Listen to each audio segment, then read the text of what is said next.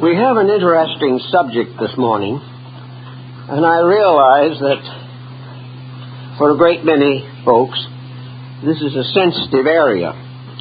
But I think in fairness to all concerned, we must face into some of the phenomena of our times. You will probably remember, some of you at least, that following World War I, there was a tremendous emphasis upon spiritualism. A number of very brilliant leaders of public thought, men of the caliber of Sir Oliver Lodge, Sir Arthur Conan Doyle, Professor Hislop, became concerned with survival, the continuance of consciousness after death. Obviously, the cause of this tremendous emphasis was the tragedy of the war itself. Millions of young people died in that war. Their parents, their friends, even their children became deeply involved in the hope of the survival of consciousness. This resulted in extensive research in psychic phenomena, and to a measure at least, this research is continuing to the present time. But at the moment, the situation seems to be somewhat different. The average person in this country, at least, has not had the experience of the parents of World War I in Europe. They have a different point of view, and modern psychology, psychic phenomena, appear to be focused in a different direction. And in the last year or two particularly, I have been almost inundated with requests to explain psychic occurrences in the lives of people. I get letters from all over this country and Europe, and people constantly want to know what some psychic experience they have had means. Sometimes they tell me the experience. Sometimes they think I ought to know it already. But after having read the description, if they had one, we are all more or less nonplussed. There seems to be no general, natural, significant, practical way of explaining a great part of this outburst of psychic pressure that is in the atmosphere at the present moment. You pick up some journals and publications, and you think of Egypt, and you remember the thousands of little charms and talismans and figures that were worn around the necks of the Egyptians and buried with them. In the paper we find that today similar charms and talismans and amulets are being offered seriously on the grounds that they have psychic influence.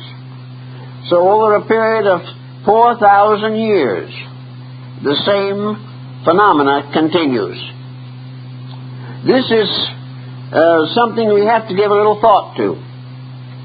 I've looked around, and I'm not interested in exposing or downgrading the psychic seeking of the human being. Far from it. I feel quite convinced that there are some perfectly honorable and perfectly practical and reliable consequences in some cases. But the true mystical experience is comparatively rare. And much of the material that comes in almost every day for consideration simply cannot represent a valid approach to the problems involved. I think one of the most interesting problems that we have to consider is the source of this tremendous torrent of psychism that is now moving in on us. And looking around, it seems to me that perhaps Buddhist philosophy comes the nearest of any philosophical structure that could have a bearing on the subject. Buddha was the one who first psychologically emphasized the importance that which comes out of the individual in most cases is something that went into him from his material environment. In other words, the human being receives through the sensory perception certain impressions. These impressions coordinated by the mental unifier. After a time, these impressions, interpreted, digested, and unified, come out again through the individual, and he attributes them to some source within himself. Let us see if we can make this point a little clearer. Wherever we have social insecurity, we have pressure upon the psychic life. When things run easily and comparatively smoothly and the individual is relatively secure, his mind does not run to this type of thinking. But when he is variously bewildered, when he does not know what to do next, when he does not know how to evaluate the conditions of his own life, he then rushes to someone else for help. Now, psychology, from a scholastic standpoint, has had much to do with trying to rationalize the problems of society.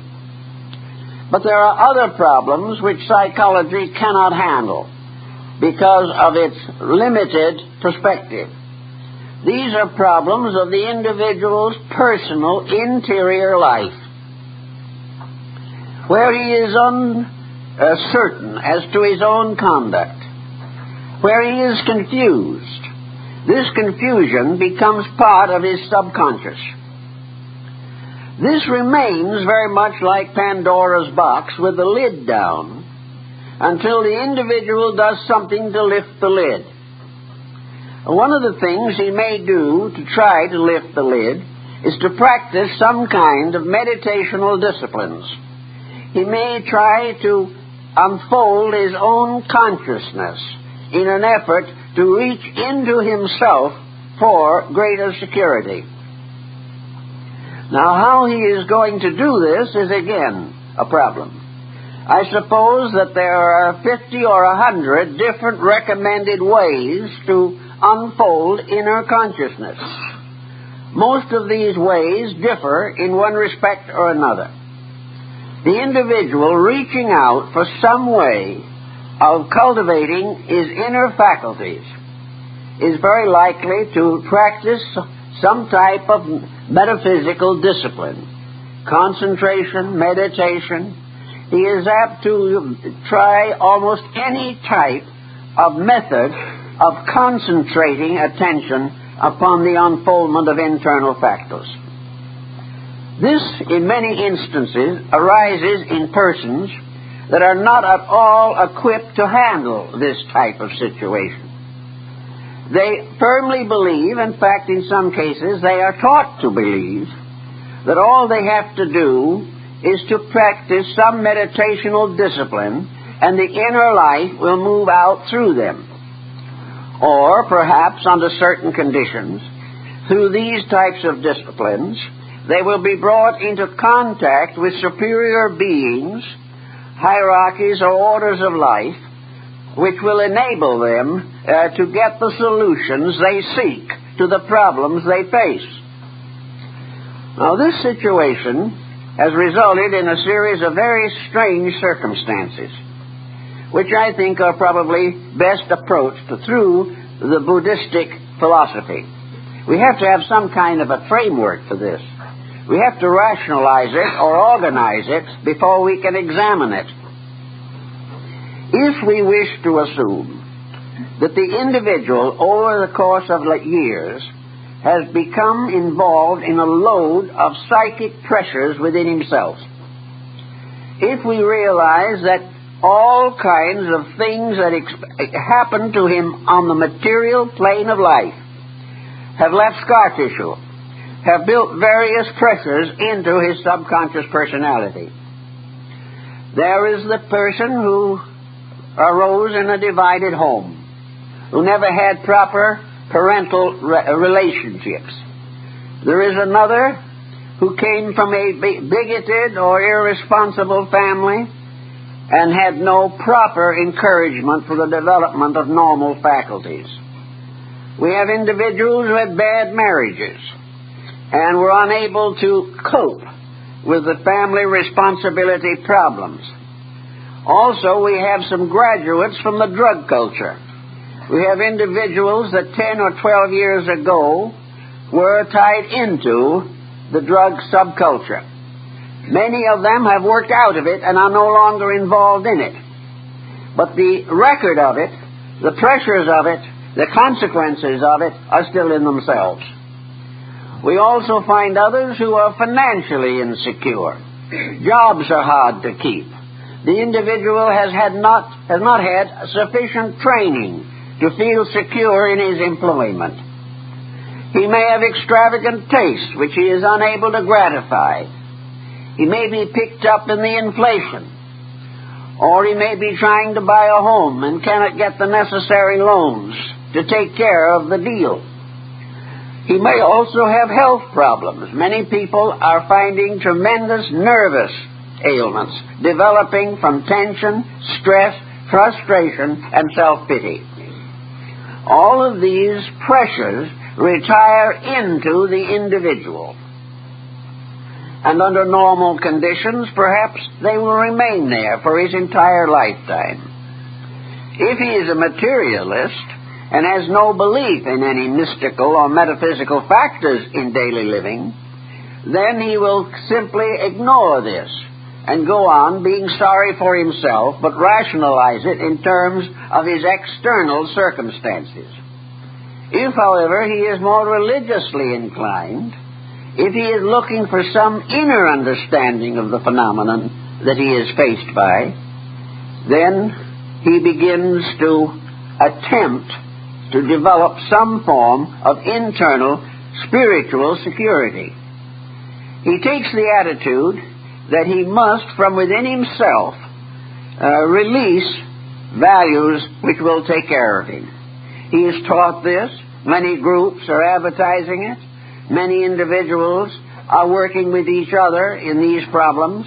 The idea being to break through the outer crust of fear and anxiety and find a quiet, serene inner life behind the problems of daily existence. But here is where the Buddhist philosophy steps in. It points out that when you open the door between the objective and the subjective, you open that door into a world with which you have very little experience. You also take a very serious chance that when this door is opened, the flood of your own inner psychic stress is going to pour out into the objective life. Instead of being redeemed and at peace, you are going to be in greater confusion than you were before. This confusion, however, is not always easily rationalized. It is not something in which the actual incidents of your previous physical experiences will be revealed to you. You will not be able to find always or very often that some pressure in your psychic life can be immediately traced to a particular incident in your environment. In many cases, it becomes a kind of vague form of reaction. This reaction most always takes the form of symbolism. And symbolism is a very difficult thing to work with. If the pressures within yourselves come out into manifestation through symbols rather than through incidents, then you have the same type of problem that is involved in dream symbolism. The individual awake can release a dream underworld from within himself. And this presenting itself in all kinds of forms and all types of symbols, emblems, figures, and devices can present a very serious problem. Now, one of the more simple but definite examples of this is the study of dispositional and character attitudes. The average person wants to have a sphere of influence. He wants some sense of importance. He wants to have leadership of some kind in something. He is very desirous of preparing some type of background to become a significant person.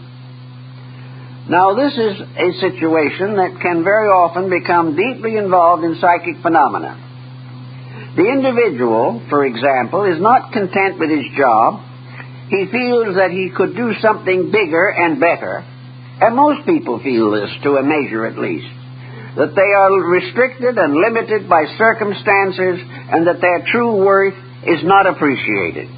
This can appear in business, in family, in relationships of parents and children. But many persons have a distinct feeling that they should be doing more than they are doing, in the sense of gaining a distinction of some kind. Now, there are two ways of approaching this particular problem. Those who are very practical in their thinking and are not too heavily loaded psychically with pressures decide, well, there's a great future for computerization, therefore I'm going to take a course in it. I'm going to study it. I'm going to find ways of advancing my career. Other people, however, with a little different type of mind and maybe not quite as much true basic ambition, would like to gain this superior relationship with life without any serious effort on their own part. So they philosophize along the idea that they have a right to be anything they want to be without really earning this advancement. They want to get it in some other way. So some try to get it through prayer, others through concentration and meditation, and still others through contact with mystics and psychics who are going to be able to give them some kind of a philosophy of personal superiority. We have this all the time.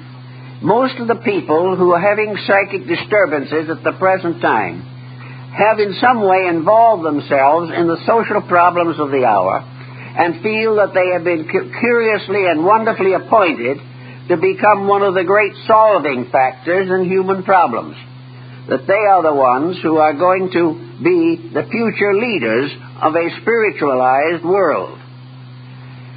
Well, we have a great many of these folks come along, and I have watched their progress over probably, over half a century now. And I have not yet found any instance in which a psychic promise that an individual is going to have some type of illumination that is meaningful, useful, practical, serviceable. I've never yet seen a case where this was fulfilled. It continues to drift and drag. The individual very often gives up that which is reasonable and practical in a strange search for that which can never and has never been earned or properly deserved. I believe in the law of cause and effect. The individual who wishes to become a powerful, constructive factor in society has to cause this through the development and improvement of his own nature. It cannot be conferred upon him by some mysterious force or power which he does not even understand. He is not going to get answers that are important to questions which he does not understand. We have so many times people come and say, I have these symbolisms, I feel that they are very important, but what do they mean? It is almost impossible to answer this question, for the reason that these symbols go back into the life of a person. These symbols do not descend from some level of cosmic alphabet. They come from the life of that person. They are bound directly to the background of perhaps a half-century of individual living, with its reverses, with its frustrations, and with its insecurities. Now we are having a very serious situation developing in the world, and that situation deals with the actual future of humanity under the pressure of a nuclear armament. The problem of the future of humanity is to most people very serious and very disturbing. So in this particular instance, this type of thing, there is a desperate searching for some kind of assurance, some type of reality, or at least some way by which this present trend can be averted. Those who are unable to feel any particular solutional power or do not know what actually must be done have a great desire to try to understand themselves better. They want to know what happens to the human being if the worst happens in the material world. What is going to happen to a person here who suddenly is cast into another dimension of existence by nuclear warfare? Where is he going? Is he going to survive? Does he exist? What is the future of the individual who is faced with some form of physical annihilation? This question, of course, has been asked not only from the standpoint of war, but from the standpoint of daily existence. Everyone who comes into this world is faced with the problem of leaving it. And to leave the world is a serious issue if the person is lacking in internal strength. If he is lacking in philosophic understanding, if he is lacking in religious faith, if he is lacking in deep integrities concerning the divine plan of things, if all these are immaturely developed within himself, he is in a panic. He does not know what to do. He does not know how to face into problems. Therefore, his first thought would be to try to demonstrate survival after death. And what the nature of this survival is takes him into the field of psychic phenomena. Another person with a little different sort of background, looking back over life, realizes that from lack of understanding, he has been limited all his life, that most of the plans and dreams and hopes and aspirations that were important to him were never fulfilled because of weaknesses of his own character.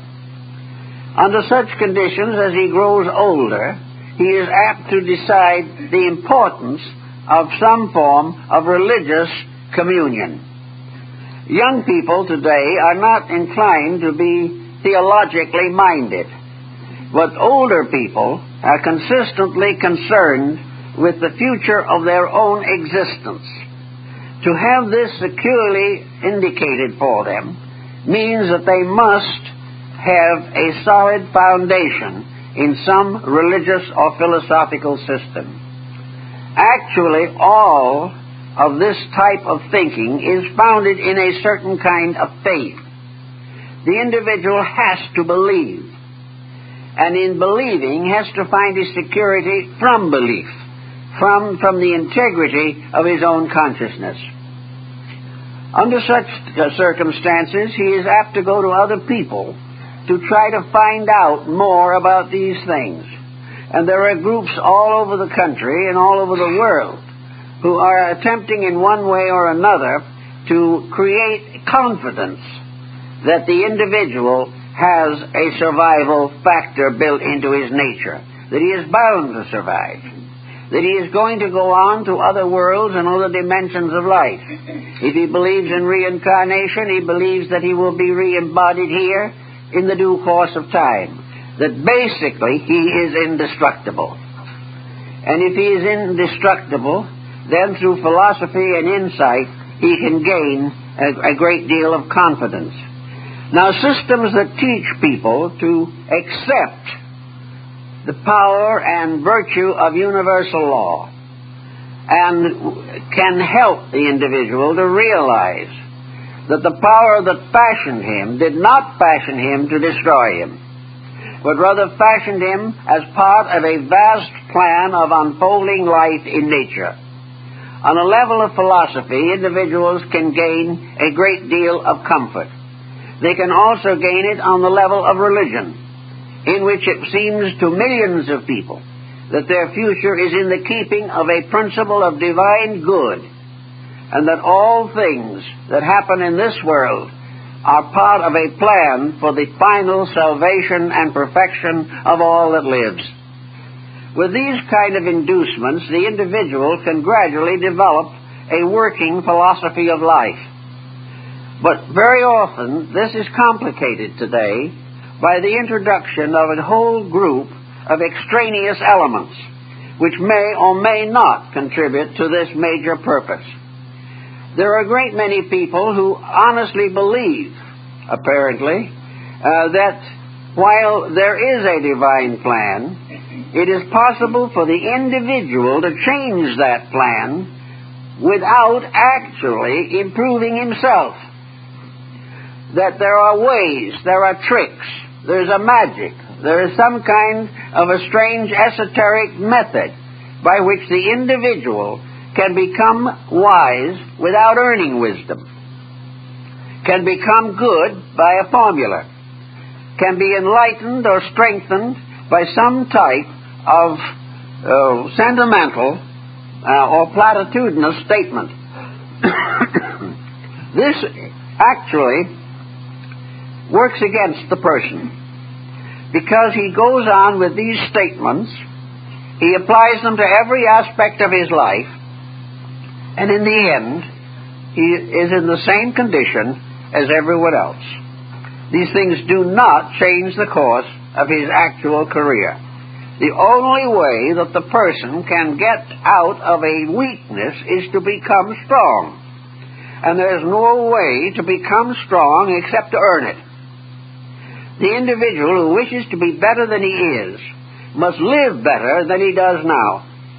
And there is no possibility of some kind of a magical intercession by which he can keep his vices and perfect his virtues at the same time. He simply cannot do it.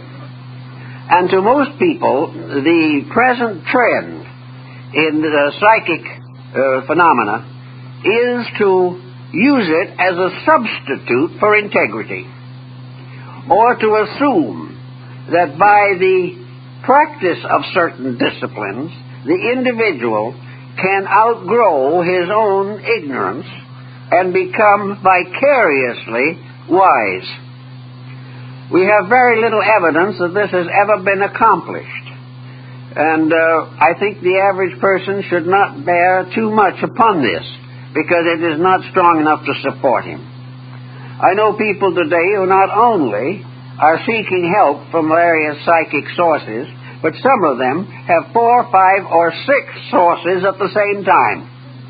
They are going to everybody whom they think can give them an answer to their problem. The answers they get are in conflict, one in one direction, one in another. The prophecies that are made by these under these circumstances are frequently not fulfilled. And the individual, having not received what he believes he was going to receive, still goes on hoping, doing the same thing again and again. This is really a detriment. A sincere desire, even though there may be certain weaknesses or mistakes in it, has much to recommend it. But a person who simply does not recognize when things are not right keeps on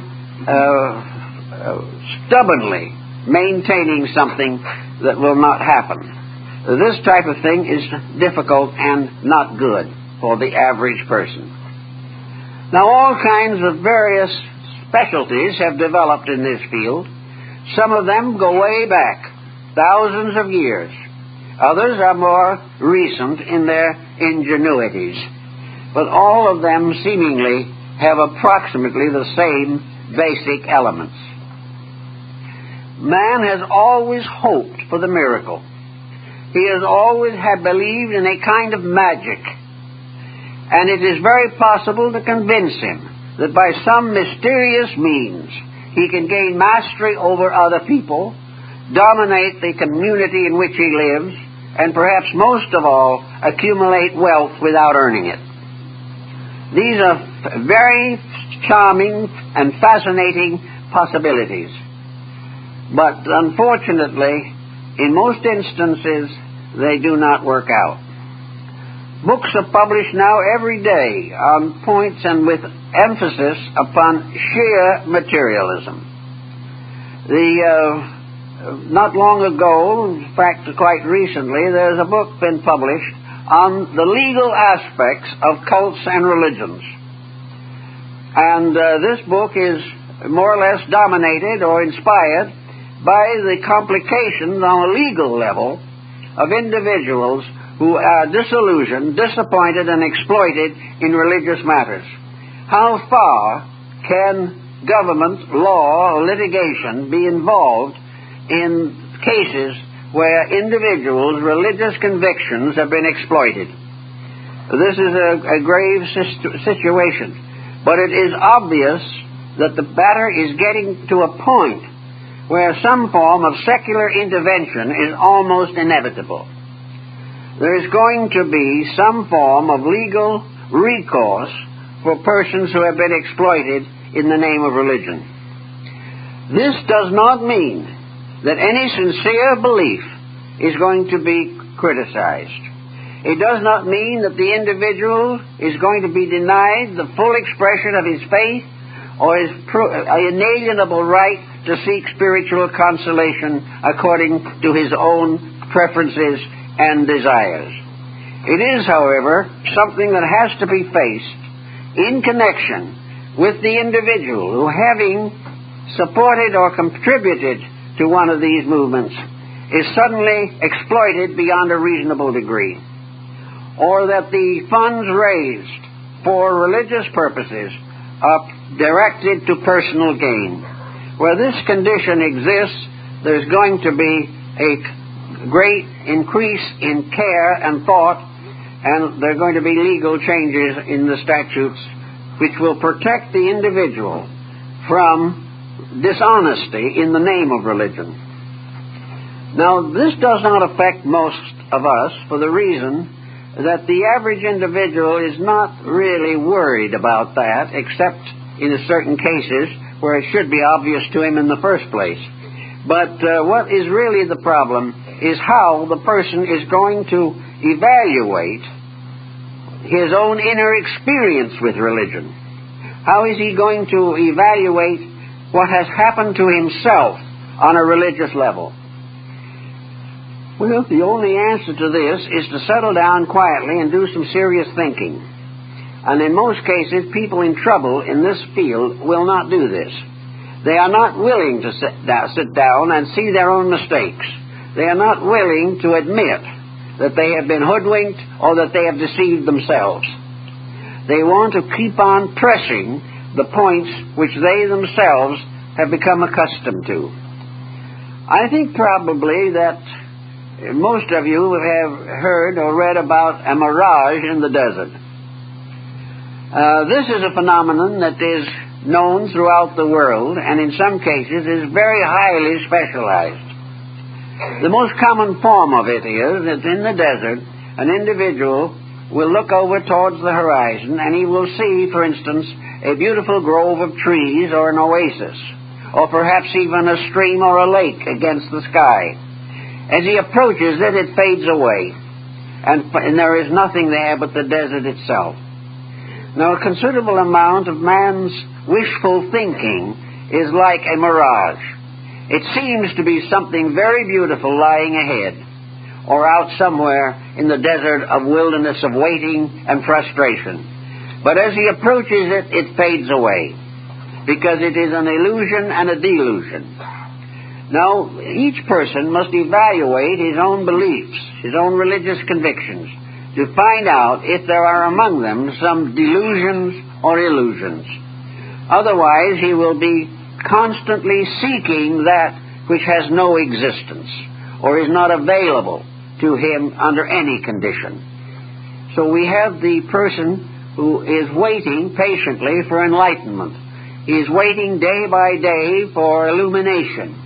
He is waiting to have some strange and mysterious being or power take over his life and bring him to perfection.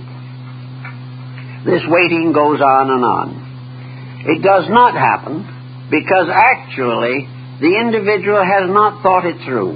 He has not answered a very simple question. When people ask me, and some of them I do, how it happens that they were so fortunate as to have an illumination, that at least what they thought was an illumination, and that have come under the special control or protection of divine beings, I've often asked them, how did you happen to deserve this?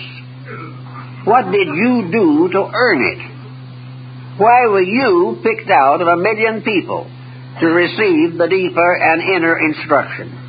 And I've never had an answer that made sense. Most of them admitted they had no idea, that they didn't understand it themselves. They didn't know why they'd been chosen out of millions of people. So the next question is, for those people who think it has happened to them, to measure themselves and see what they might have inside that would have justified it. What had they done? What kind of lives had they lived? Did they rise above the commonplace in conduct? Were they especially honest? Were they dedicated? Were they good parents? Were they faithful marriage partners? Would they always do the thing as nobly and honorably as possible? Were they satisfied with a quiet life and moderate existence? What had they done that out of many they should be chosen? And they didn't know. And after looking them over carefully, it became evident that there was nothing visible to indicate their selection. They had no abilities. They had no understanding that was available to them. And sometimes these people went through a whole series of relationships with psychism or some metaphysical group, and they ended up where they started from, because they were not taught anything that was practical to do, even when they were under instruction. It was simply a case of wishful thinking, of a great desire which was not backed by anything. So wherever you start thinking about meditation or concentration or Zen or some discipline to unfold inner consciousness, the question must always be considered as to how qualified the person is to receive such enlightenment. How is he going to use it? How is he going to get away from his own futility simply by practicing a discipline of some kind, which does not contain within it any particular solution? A good example of this, of course, is the classical case of a young American who wanted to be a Zen monk. He went to the Orient, he studied there, and he sat very quietly in the corner and was ignored year after year. He was not picked up as a wonderful prime candidate and given all kinds of attention. And he remained quietly in the shadow of the temple for 10 years before one of the masters of the temple came and began to give him a little instruction. He had to prove himself. He had to prove that nothing could turn him away. He had to prove that there were no personal ambitions in himself. He had to prove that he was not out to be rich or powerful or dominate other people. He had to simply dedicate himself in a simple, direct way to whatever the rules were of the group to which he belonged. He wisely chose a group that had a wonderful background and was highly respected and revered for nearly 1,000 years. He was therefore reasonably certain that he was on the right track. All this type of thing finally sums up, I think, into the problems of the person's life. The beginning of life, in the lesser mysteries, as they were called in Greece and Egypt and India, the lesser mysteries are right here. The beginning of esotericism is in your home, your shop, and your business, and your relation with your children and friends. The beginning of philosophy is the daily use of common sense. Those who hope or aspire to enlightenment are the ones who live within their means, who do not cultivate debt, who refrain from unnecessary extravagances, and do not fall under those luxury pressures which contribute to moral or physical dishonesty. The individual begins here by putting his life in order. He also takes advantage, as far as possible, of the opportunities here for anything that he wishes to do. The ancients, when they brought some candidate to the temple, always required that this candidate bring with him an offering worthy of the temple. This was not an offering of money, because in ancient times, most of the religious systems were subsidized by the state. What he was expected to bring was an ability. He was expected to have a proficiency that was useful, a proficiency which assisted him to be a better servant of human need, something that would help others, something that he could use because he was trained in it, and would therefore have proper ability to use it wisely. Perhaps he was trained in medicine. He had taken a course in the temples of the god of healing. After he had graduated from that, he dedicated his medical knowledge to the service of humanity. And it was not until medicine was secularized that there was any known corruption in the medical world. Another might take law and become a leader of governments. One might become an instructor of children. Still another might become an artist or a musician. Or perhaps intentionally and purposefully become an agriculturist and raise food for others to eat. He must have some dedication to the service of humanity, a dedication which was not only willingness but skill. He must be able to do this type of thing. If he was to become a teacher, he must have had the background for it. It was only the ability that he possessed that he could dedicate to God. His ignorance was of no value to himself or the universe. His wisdom was valuable to all who needed it. So the problem was to start here. Curb appetites, normalize life, rationalize experiences, live in a natural, healthful manner, take care of the small daily problems as they arise. For if we are faithful unto small things, we shall be made master over greater things. But to avoid the small and rush desperately after the greater is to fail completely. Having gained this external knowledge of life, having proven conclusively the ability to be a conscientious householder, which means for the most part that the individual was able to withstand all material temptations that might lure him away from the development of his own integrities. When he had this achievement and had brought his gift to the temple, then a career was directed for him. He was given the means to do those things which he was trained to do, because to the religious mind there is no such a thing as secular learning. It makes no difference whether you're a carpenter or a priest. All is sacred. All usefulness is sacred. All uselessness is profane. Having therefore decided the area of service, the area of dedication, the individual becomes inwardly inspired to do the things which he has prepared himself to do.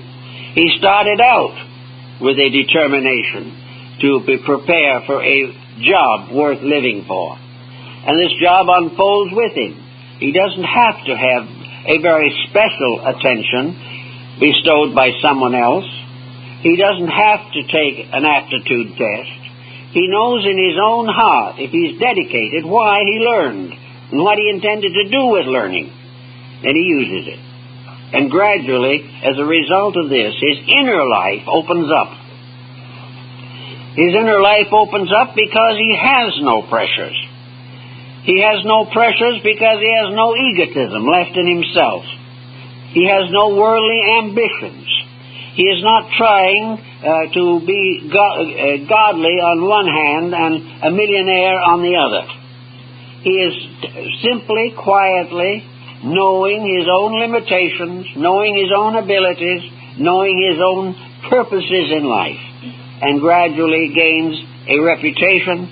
He gains a certain amount of influence because he is skilled and because he is able. As this continues along, then the quest of the over-self begins to be more meaningful. The individual, in order to have the courage and wisdom, must call more and more upon his own resources. As he advances in his skills, as he advances in his profession, his temptations increase correspondingly. He requires much greater self-discipline as he goes further and higher in his career. For there the temptations will be pressing.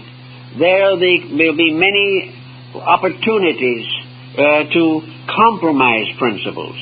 The person with few abilities has few opportunities and few temptations. But as he goes further along, he demands and depends upon greater insights. Also, as he advances in any science or any art or any profession or trade, he gradually comes to the point where he wants to know more about the thing that he has already chosen. He can have graduated cum laude from the greatest university in the world, but he still will not understand history. He may have gone through philosophy for years, but he still will not understand all of philosophy. Before understanding is perfected, the inner life of the individual has to be given control of all faculties and powers. He must gradually learn the real mystery beyond and behind all material things. He will have to find gradually a consecration in which what might otherwise be a secular subject suddenly becomes sacred, and the person becomes completely dedicated to the perfection of his attained art or science. As this goes on, all knowledge becomes a key to the ultimate knowledge of the divine plan itself. And by degrees, knowledge brings with it certitude. For ultimately, through skill, the individual develops the realization of the absolute workings of universal law. So as he goes on, it becomes then probably very important for him to have more and more communion with the source of life within himself. On the other hand, this communion is also a temptation. The individual who is interested in a religious life is very often disillusioned in secular living. He feels that the world around him is simply an impediment, that he becomes more and more aware that he has difficulty adjusting to worldly conditions. They hurt him. They irritate and aggravate him. And he wishes constantly that he could do the things that would change all this. But he can't accomplish all that, nor should he be disturbed by the fact that the world is the way it is. He may do all he can to help it, but he cannot wisely condemn it for its own shortcomings. The world continues to be itself, and the wise and dedicated person must live in it, must conquer its pressures in himself, and must dedicate his own life to the service of whatever reforms or reformations of character he is able to accomplish. Under such conditions, he may want occasionally to have periods of meditation or quietude or rest or opportunity to organize his resources against the confusions of his time. But he will never take the attitude that he is going to substitute his own hope for personal growth for his duty to society. The individual who retires from humanity to take care of his own spirituality is on the rim of a serious disaster. We are not here primarily to advance our own cause by the neglect of our social responsibilities. We are here to forget ourselves very largely in the common service of those whose need is greater than our own. Therefore, the individual who chooses to retire from humanity in order to protect his own spirituality should give the matter another thought. He is on the wrong track. He is not to be concerned primarily with his own growth. His own growth is a byproduct. The only way the individual can grow spiritually is to forget himself in the service of those whose need is greater than his own. He cannot directly make himself spiritual, but he can, through forgetting himself in service, attain spirituality. But he will never find it by demanding it, requiring it, or envisioning it for himself primarily. We are not here as human beings to think only of ourselves. We are here to forget ourselves. And in the beginning of our spiritual growth, the less we think about ourselves, the more we will unfold the natural resources with which we are endowed. Thus, when we come face to face with literature in these fields, where we find author after author telling us how we can become spiritual, how we can become rich, how we can gain influence over others, these statements in themselves should tell that we're on the wrong track. Because no individual has ever found his way to heaven by taking care of himself. He has found it by dedicating his life to the service of that power which alone can command. And that power is the power to serve those around him. And from small services, he can increase to greater services. But always his mind is upon one thing, the greater good to the greater number. Otherwise, he is going to fall into some form of psychic malpractice very, very quickly. Having finally come to the conclusion that most of his efforts have been comparatively wasted, it is necessary for him to also give a certain amount of discriminational thinking to any group of people with whom he wishes to have intimate association. If he wants to join some movement, he has a perfect right to do so. But for his own good, he must estimate, as far as he possibly can, the integrities of any groups with which he may become involved or desire to be. He should be very careful not to permit himself to be lured into some association on the basis that it is going to advance his own personal interest. It is not fair and not right for the person to develop extrasensory perceptions in order that he may deceive his neighbors. Nor should he gain a clairvoyant ability so he can find out how to foreclose a mortgage on the widows and the fatherless. These things are black magic in every sense of the word. The use of spiritual power to defraud or to debase or to injure or to damage anyone else is something that no sincere person would contemplate even for a moment. And yet, without realizing it, we can be lured into these things by very elaborate propaganda, by all kinds of promises, and in some cases a few threats. But avoid all of this type of thing. Otherwise, you will be in trouble all the time. Now, there are a great many people who are going to do wonderful things in this world without the development of extrasensory faculties. The possibility of having growth without some form of psychic experience is very real and very important.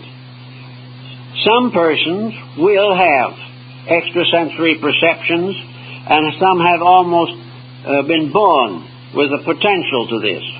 Under such conditions, their problem is to control and direct these faculties, to serve them, to serve the public good, to serve others in need, to advance religious purposes and causes, or to add to the security of those around them. But it is not necessary to have this type of experience. Some of the greatest saints and mystics of all times have never had visions. They have never had any metaphysical experience. They have had a simple religious dedication. They have simply built their lives around the New Testament, or the Old Testament, or the Sermon on the Mount. They have gone along day by day, serving gently and quietly in the cause of principles. These people have had a constant unfoldment which is not necessarily accompanied by miraculous happenings. They have gained insights, they have become wiser and wiser, but they have not seen things or had symbols that they couldn't understand. They have rather simply grown up in wisdom and in charity and faced the future with a good hope. Now the symbol problem gets to be very complicated. And in the course of time we get symbolic documents almost without end.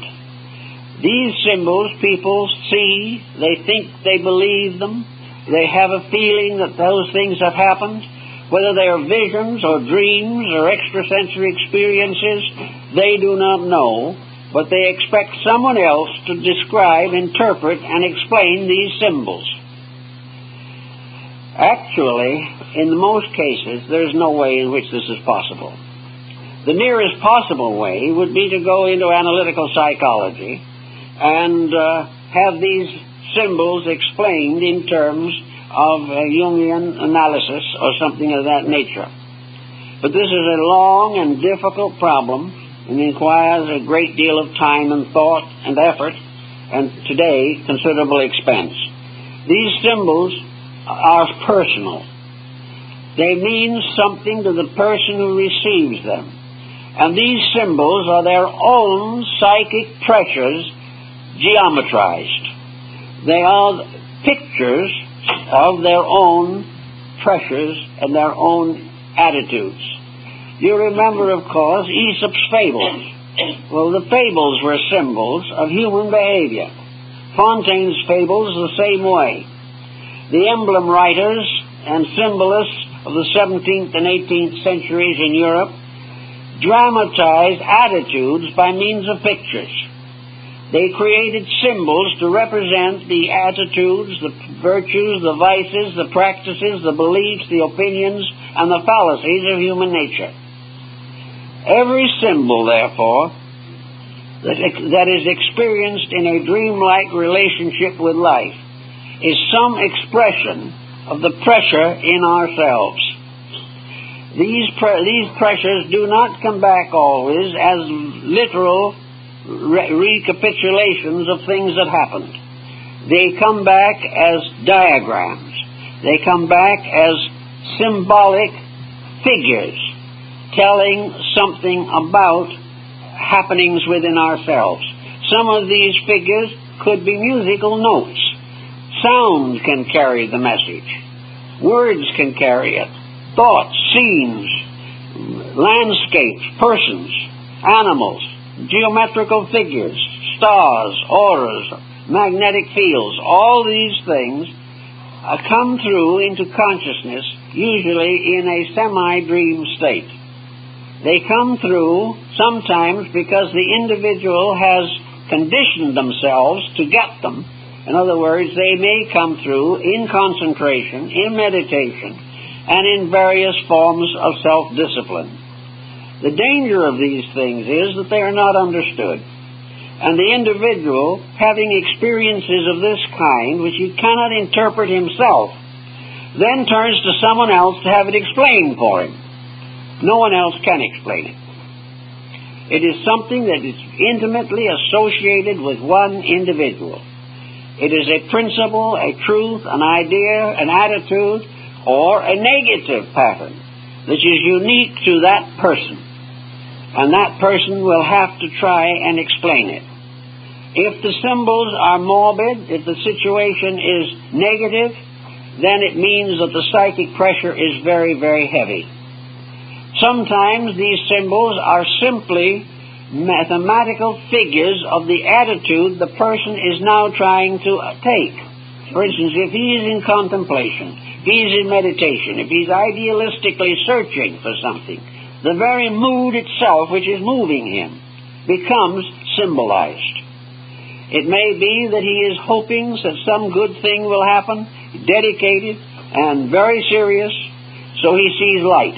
He sees luminous things, which are the evidences of his own effort to become enlightened. The symbol may be only his own attitude at the moment, pictured mathematically or diagrammatically. Or it may be an accumulation of pressures within himself. But whatever it is, it means what it means to him. And the constant effort to have it explained is more or less useless. However, he will get all kinds of explanations if he approaches different people. Each may try to tell him what they think it means. But when they tell him what they think it means, what they are really telling is what it would mean to them if it had occurred to them. In other words, the symbol would be interpreted in terms of the person who is interpreting it, not in the person to whom it first appeared. Therefore, in religious symbolism, much of it is derived from Scripture. Much of it is taken from religious and philosophical art and sources. But always the symbolism is determined by what it means to the person who sees it at that moment or under those conditions. And one thing you can say, if the symbols are attractive and beautiful and pleasant, then the individual has achieved a certain harmony within himself.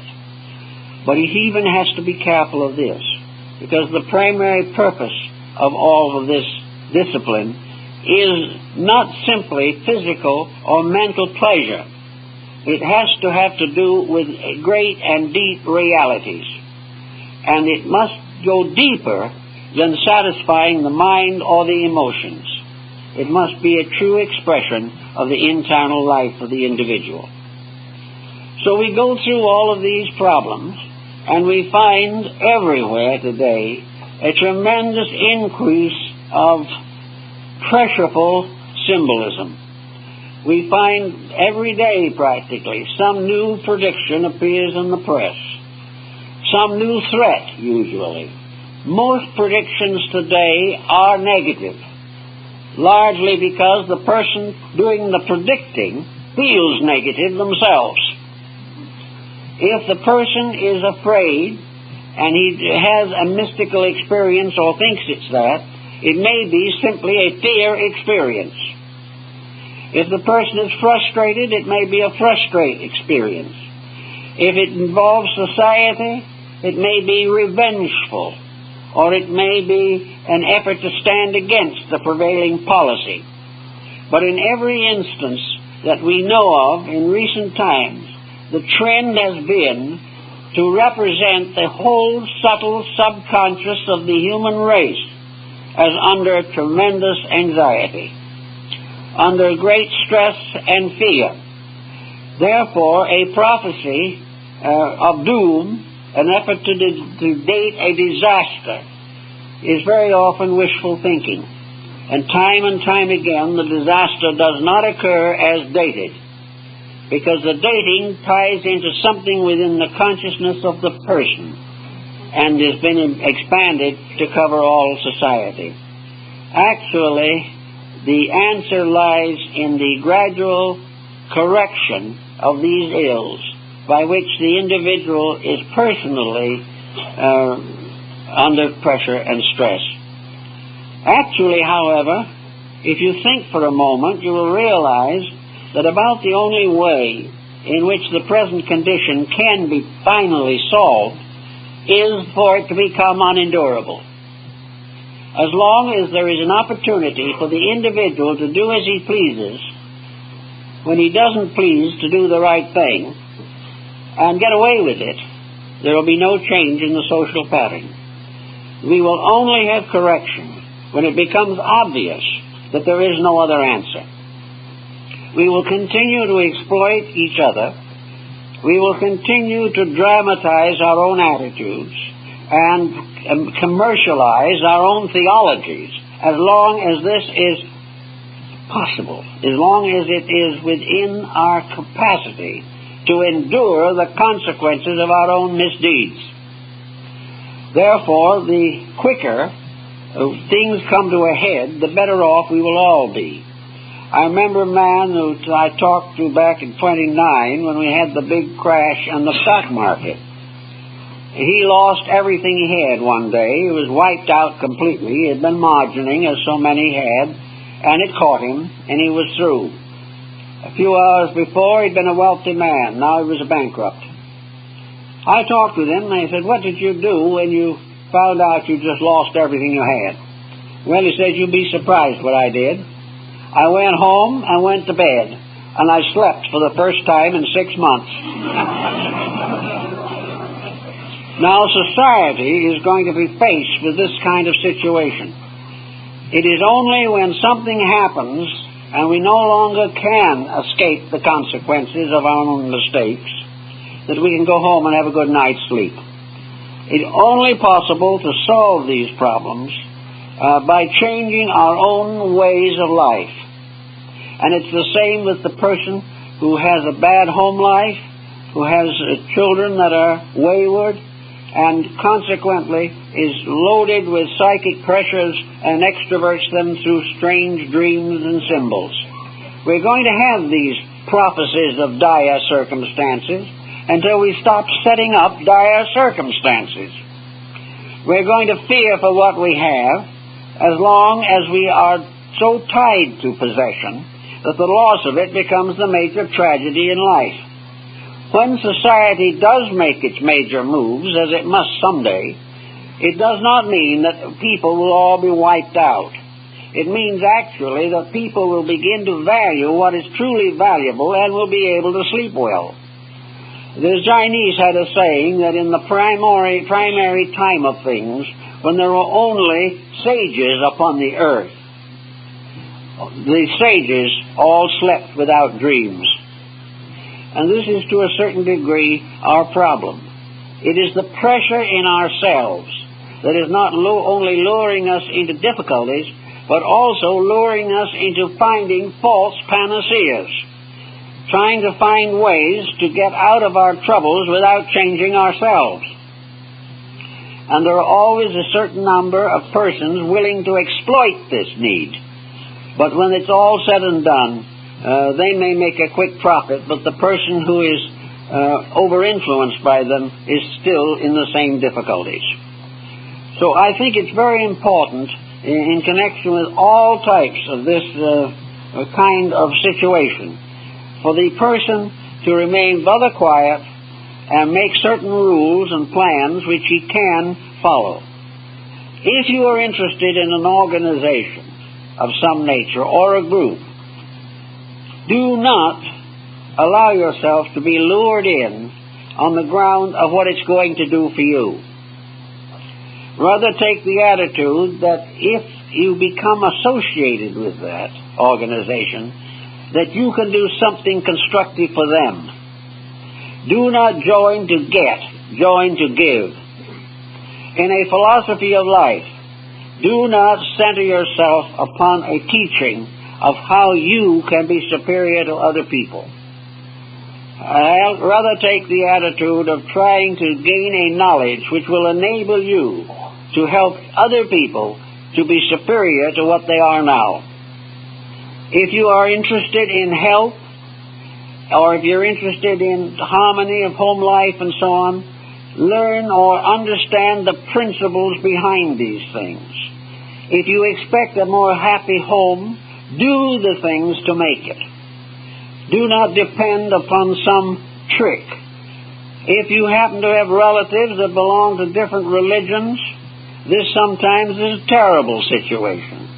It can be very difficult, but the only answer to it for each person involved is to realize that we all have the right to follow the ideals that are closest to us. We have a right to have the religions in which we were born if we want them. No one should accuse us of being better or worse because of a religion. We should all do what the American Indian did, observe the person, and if his conduct was good, his religion is right. Don't go any further. Never question the right of individual to his faith, but look for those who live what they believe. They are the sincere ones. You are inclined, maybe, to the same problem. You may be trying to save somebody from the error of his religions. Don't do it. Help him to understand his own, and hope that he will help you to understand your own. But if you do help him to understand his, you're liable to find out a lot about your own. All these things work right back to practical common sense, and not to some strange beliefs. And do not fall back into the witchcraft of the Middle Ages. Do not try to change people in spite of themselves or without their knowledge. Do not follow all of these strange systems that are now gaining vogue, and some of which are already in tragic difficulties. Be very slow to affiliate unless you are able to examine carefully, study thoroughly, and understand fully what is involved. A very important thing is to find out the source of beliefs. If you have a belief that is interesting to you, and it depends upon a revelation of some kind, it is your right and privilege to thoroughly understand that revelation. You have a right to know where any teaching originated. And if an organization refuses to tell you, then be careful. And if it comes from some source that nobody can explore, be still more careful. Because under those conditions, there is nothing that you can depend on except the validity of the revelation itself. And if this revelation is unselfish, helps you to grow to be a better person, promises you nothing but hard work and very little opportunity to get into trouble. If it is a dedication to the public good, you can give it another thought. But if it's something that is supposed to make you better than somebody else who hasn't got the entitlement to this revelation, be very careful. Because we cannot hope to allow faith to create a delusion or support one. We have no need to believe what is incomprehensible to us. We have no right to believe without question that which is concealed from us by other people. And in doubt, stay yourself. Be yourself. Try to grow according to your own light. Serve, study for yourself. Base your philosophy upon those teachings that have stood the test of ages. Recognize that in this universe, we're going to be here for a while, then we're not going to be here, and then we may be here again. If there's any part of the invisible world that we ought to know about, we'll be there to see it one of these days. And we'll also come back with a better insight as to what to do. Do not permit other people to over-influence you away from a natural, normal, Christian understanding of life. A simple, honorable integrity. Anything that takes you away from this is liable to get into trouble. So don't also ask other people to interpret your symbols. If these symbols are valid, there are excellent texts available on them. The symbol always is a mandala. It is always a meditation figure. If a symbol is presented to you under mystical conditions of some nature, it is your privilege to find in yourself the key to that symbol. It is given you for your own growth. And when you try to get everyone else to tell you what it means, you will not find out what it actually means, because its meaning to you is very personal. And one of the ways in which ancient instruction was given was by means of impressing symbols upon consciousness.